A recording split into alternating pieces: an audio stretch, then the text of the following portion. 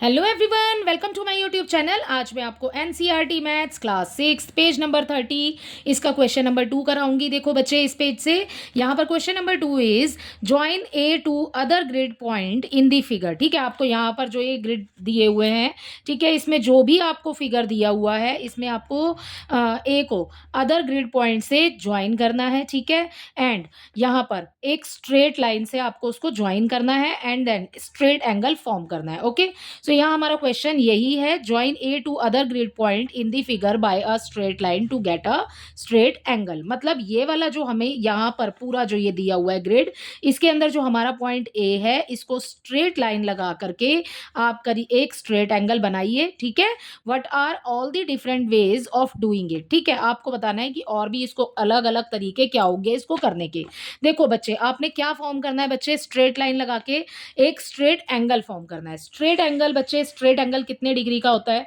Straight angle होता है बच्चे हमारे पास यहाँ पर 180 डिग्री का। ठीक है, सो यहां हम लिखेंगे straight angle is equal to 180 degree, है ना।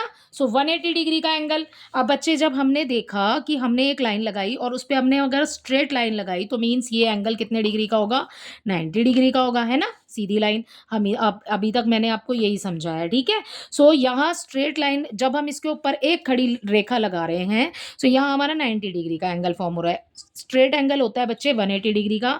सो जब आपने एक पॉइंट लिया और पॉइंट से आपने इस तरफ लाइन लगाई और जब हम उस लाइन को इस तरफ भी लगाएंगे, मतलब आपने एक लाइन लगाई और बीच में एक पॉइंट लिया आपने, तो ये पूरा जो कर्व बनाएंगे ना आप इस पॉइंट के बीच में, ठीक है, ये इस पॉइंट को बीच में रख के आप ये जो पूरा कर्व बनाएंगे ये पूरा होगा 180 डिग्री का। ठीक है, सो यहाँ पर बना सकते हैं, नीचे बना सकते हो, मतलब जो भी बनाओगे ना आप जिस भी दिशा में, सो ये 180 डिग्री का वहां पर एंगल फॉर्म होगा। ठीक है, सो ये होगा हमारा स्ट्रेट एंगल। समझ आया?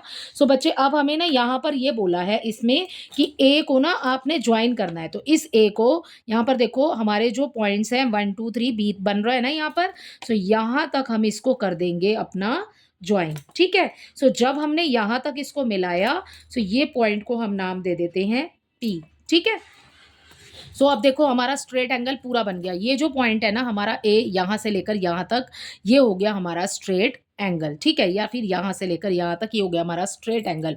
सो यहाँ पर स्ट्रेट एंगल फॉर्म करना था हमने, जो कि हमने एक स्ट्रेट लाइन बना करके एक स्ट्रेट एंगल बना दिया। ठीक है, विच इज एंगल ए। ठीक है, सो हम इसको कैसे लिख सकते हैं? एंगल पी ए बी या फिर बी ए पी। ठीक है, सो ये आ जाएगा आपके आंसर में। यहाँ आप लिख सकते हैं बच्चे angle B A P. Okay, so अगला देखो, नेक्स्ट आपको नेक्स्ट वाले में भी ऐसे ही करना है। ए से अगले इस ग्रिड में आपको नेक्स्ट वाले पॉइंट्स को ज्वाइन करना है। ठीक है, सो यहाँ पर देखो हमने ये पॉइंट तक हमने इसको ज्वाइन किया, हमने आगे बढ़ाया। ठीक है, एक स्ट्रेट ही लाइन लगानी है बच्चे आपको ना, इस तरीके से इसको आगे बढ़ाना है। ठीक है, सो ये हमारा एंगल यहाँ पे फॉर्म हो गया, ये वाला एंगल हमारा बन गया, राइट। और अब इसको भी हम नाम दे देंगे, यहाँ पर पी दे दो, क्यू दे दो, क्यू दे दिया, चलो इसको पी दिया था, इसको क्यू दे दिया।